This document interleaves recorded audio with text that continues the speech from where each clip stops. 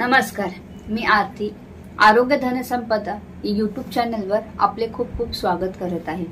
आपण दिलेल्या भरघोस प्रेमाबद्दल मी आपली आभारी आहे. आज आपण अपेंडिक्स, अपेंडिसायटिस आणि अपेंडिसेक्टॉमी या विषयावरती थोडी माहिती जाणून घेणार आहोत.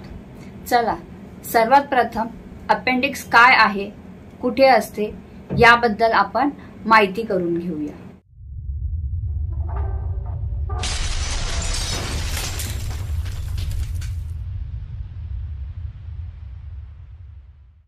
आताच आपण डायग्राम मध्ये पाहिल्याप्रमाणे अपेंडिक्स हे सीकम या अवयवाला चिकटलेला एक नळी सदृश्य अवयव असतो. बरोबर, हे जे सीकम आहे ते मोठ्या आतड्याचा एक भाग आहे. आपल्या मानवी शरीरामध्ये अपेंडिक्स काय काम करते हे अजूनपर्यंत कोणालाही ज्ञात झालेलं नाही, परंतु प्राण्यांमध्ये अपेंडिक्सचा उपयोग हा पचनासाठी केला जातो. आता आपण अपेंडिसायटिस म्हणजे काय याबद्दल जाणून घेऊया. अपेंडिक्स याला जेव्हा एखाद्या गोष्टीमुळे दाह होतो किंवा इन्फेक्शन होतो, बरोबर आहे, त्याचं रूपांतर अपेंडिसायटिस मध्ये होते. अपेंडिसायटिस ही एक आणीबाणीची स्थिती आहे. यामध्ये आपल्याला तात्काळ उपचार घेणं फार गरजेचं असतं, नाहीतर गंभीर परिस्थिती उद्भवू शकते. तिसरे म्हणजे अपेंडिसेक्टॉमी. अपेंडिसेक्टॉमी म्हणजे जेव्हा शस्त्रक्रिया करून जे इन्फेक्टेड अपेंडिक्स असतं ते काढून टाकले जाते, कट करून टाकले जाते, त्याला अपेंडिसेक्टॉमी असे बोलतात. आता आपण अपेंडिसेक्टॉमी कधी करतात, कोणत्या प्रकारे करतात, ठीक आहे. त्याच्यानंतर जर अपेंडिक्सला दाह झाला किंवा इन्फेक्शन झाल्यानंतर काय चिन्ह लक्षणे दिसतात त्याबद्दल जाणून घेऊया. अपेंडिसायटिस ही एक वैद्यकीय आणीबाणीची परिस्थिती आहे. ही कोणत्याही वयात होऊ शकते, पण शक्यतो 10 ते 30 वर्ष वयोगट असलेल्या लोकांमध्ये हे कॉमनली आढळून येते. ठीक आहे. अपेंडिसायटिस केव्हा होते? अपेंडिक्स हे आपण बघितले आहे की नळी सदृश्य असा अवयव आहे. ज्या वेळेला खाल्लेले अन्नकण किंवा शौचाचा भाग त्या नलिकेमध्ये अडकतो, बरोबर, तो अडकल्यानंतर थोडे दिवस तिथेच राहतो आणि हळूहळू तिथे जंतू संसर्ग व्हायला लागतो. जंतू संसर्ग झाल्यामुळे काय होणार आहे, तो पार्ट आहे तो इन्फेक्टेड होणार आहे. इन्फेक्ट झाल्यानंतर तिथे सूज येते.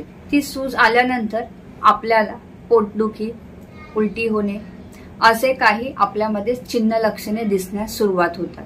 ठीक आहे. त्याचं सोनोग्राफीद्वारे डॉक्टर निदान करतात आणि मग अपेंडिसायटिस झालेला आहे असे आढळून येते. तर आपण अपेंडिसायटिस झाल्यानंतर एक्झॅक्ट कोणती चिन्ह लक्षणे व्यक्तीमध्ये आढळून येतात त्याबद्दल जाणून घेऊया. मळमळ होणे किंवा उलटी होणे. दुसरी गोष्ट, पोटाच्या उजव्या बाजूला पोटात खालच्या दिशेला दुखणे. तिसरी गोष्ट आहे जुलाब होतात किंवा बद्धकोष्ठता म्हणजे संडास न होणे. हा देखील एक चिन्ह लक्षणाचा भाग आहे. ताप येणे, पोटात गोळा येणे, भूक न लागणे अशा काही चिन्ह लक्षणे आहेत. त्यावरून आपण अपेंडिसायटिस झाले आहे असे निदान करू शकतो.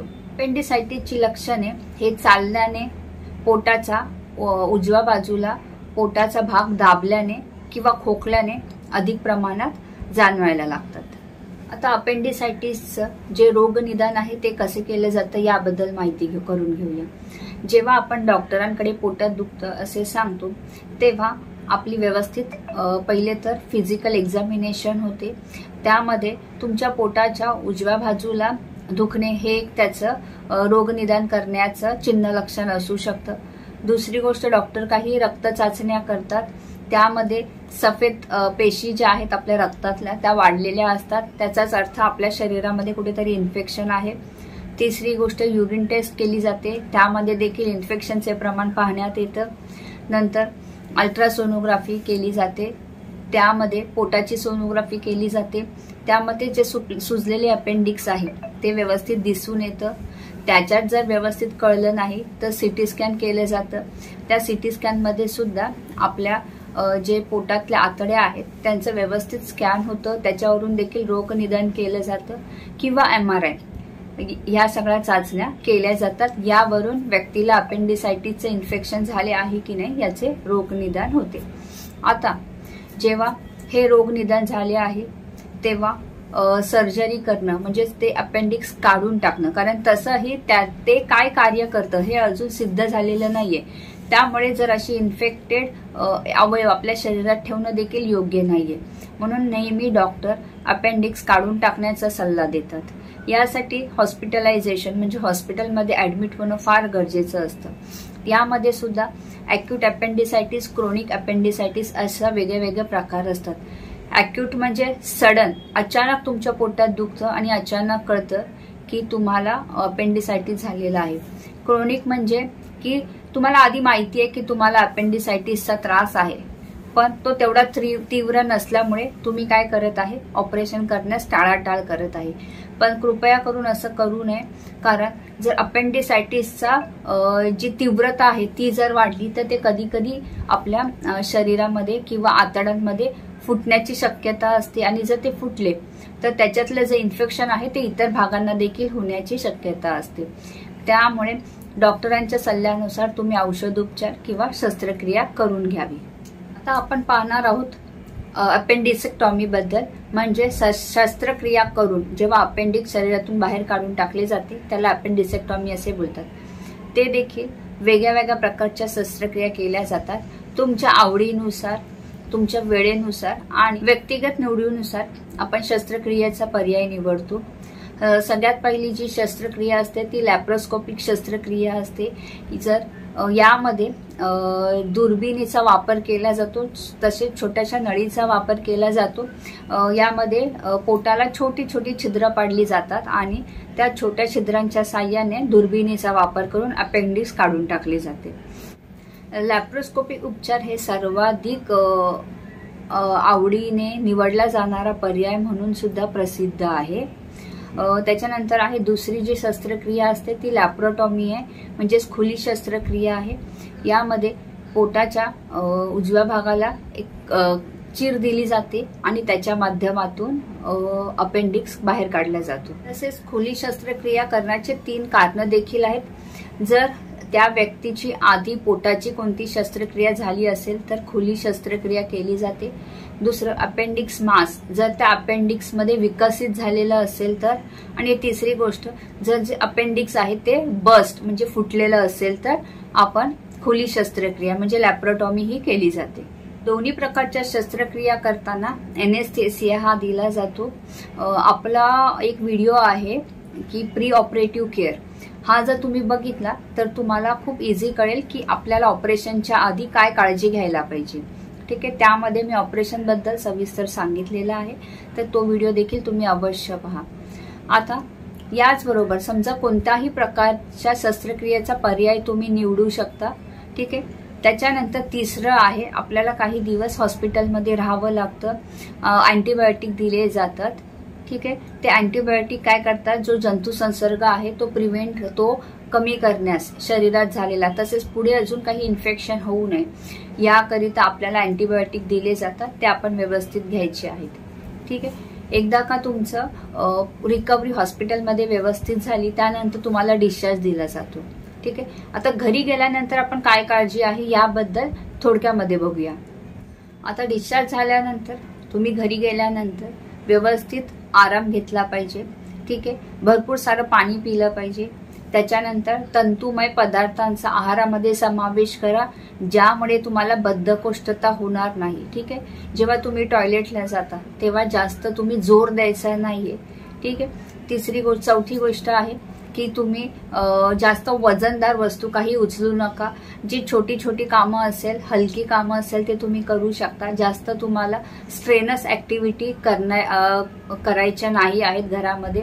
नंतर जिथे तुमचं ऑपरेशन झालेलं आहे तिथे स्वच्छता ठेवा.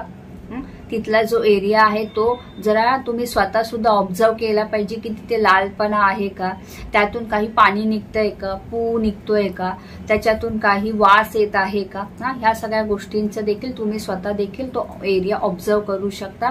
आणि जर असं काही तुम्हाला आढळून आलं तर तुम्ही त्वरित डॉक्टरांकडे जावं आणि डॉक्टरांनी दिलेली औषधं, जो काही कोर्स असेल तुमचा तो तुम्ही व्यवस्थित पूर्ण केला पाहिजे आणि सांगितलेल्या दिवशी तुम्ही फॉलोअप केला पाहिजे. आता आपण अपेंडिसायटिस किंवा जर तुम्हाला काही इन्फेक्शन झालं असेल याकडे आपण जर व्यवस्थित लक्ष दिलं नाही किंवा तात्काळ उपचार केले नाही तर त्याचं जे कॉम्प्लिकेशन आहेत, गुंतागुंत आहे, कोणत्या प्रकारची होती याबद्दल जाणून घेऊया. सगळ्यात पहिले तर गँग्रीन म्हणजे जे अपेंडिक्स आहे ते तुम्हाला त्रास होतोय आणि तुमचं रोग निदान झालं आहे अपेंडिसायटिस, तरी जर तुम्ही त्याच्याकडे दुर्लक्ष केलं तर काय होतं, ते अपेंडिक्स पूर्णपणे काळं पडून जाण्याची शक्यता असते आणि इतर भागांना देखील त्याचं इन्फेक्शन होण्याची शक्यता असते. दुसरं आहे की जे अपेंडिक्समध्ये एक दुसरं मास तयार होतं. ठीक आहे, ते मास तयार झाल्यानंतर काय होणार आहे, ते अपेंडिक्स नळीसारखं आहे, त्याच्यामध्ये दुसरा मास तयार झालाय, ते हळूहळू मोठं होऊन फुटण्याची शक्यता असते. आणि जर हे फुटलं तर काय होणार, तुमचं बाकीची दुसरी बाजूला जी आतडी आहे तिला देखील त्याचं इन्फेक्शन होण्याची शक्यता असते.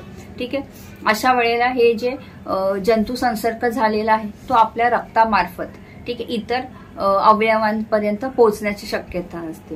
ठीक आहे, आणि एक पेरिटोनायटिस म्हणजे आपली जी पोटाची कॅव्हिटी आहे आतमध्ये त्याला देखील इन्फेक्शन होण्याची शक्यता असते. तर जर वेळीच आपण उपचार घेतला नाही तर अशा प्रकारची गुंतागुंत आपल्या शरीरामध्ये होण्याची शक्यता असते. आता आपण थोडक्यामध्ये अपेंडिसायटिसचं जे आहे त्याचं काय बोलूया, सांगता करूया. अपेंडिक्स हे आपल्या शरीरातील असा अवयव आहे जो आपल्या शरीरात असला काय आणि नसला काय तरी काही फरक पडत नाही. ठीक आहे, जर अपेंडिक्स आपल्याला त्रास देत असेल, त्याला इन्फेक्शन झालं असेल तर तो काढून टाकण्यास काहीच हरकत नाही आहे. ठीक आहे, आता खूप साऱ्या लोकांच्या मनात असतं की काय खाल्ल्यामुळे अपेंडिसायटिस होतं, तर असं काही नाहीये की काही खाल्ल्यानंतर होतं. तुम्ही जे काही खाता जर ते कण त्या अपेंडिक्समध्ये अडकले आणि ते तिथेच राहिले आणि किंवा शौचाचे जे कण असतात ते तिथेच राहिले आणि हळूहळू काय होतं, तिथे जंतुसंसर्ग होत गेला तर त्याचं रूपांतर इन्फेक्शन मध्ये होण्याचे चान्सेस असतात. नाहीतर आपल्याला अपेंडिक्स तसा कधीच काही त्रास देत नाही. ठीक आहे, अजून ऑपरेशन नंतर काय काळजी घ्यायची यासाठी आपला एक व्हिडिओ आपण टाकलेला आहे, त्याची लिंक मी खाली शेअर करते, तो सुद्धा तुम्ही अवश्य पहा, म्हणजे आपणास लवकर बरे होण्यासाठी अजून लवकर मदत होईल त्याची. ठीक आहे, आपल्या चॅनलला कृपया करून लाईक, शेअर आणि सबस्क्राईब करा. ही माहिती सगळ्यांपर्यंत पाठवा. हा चॅनल आपण याचसाठी चालू केलेला आहे की सोप्या साध्या भाषेमध्ये प्रत्येकाला स्वतःला काय आजार आहे किंवा जर तुम्हाला एखाद्या आजाराची माहिती हवी असेल तर ती सोप्या साध्या भाषेमध्ये मिळेल. तर प्लीज कृपया करून या चॅनलला लाईक, शेअर, सबस्क्राईब करा. धन्यवाद.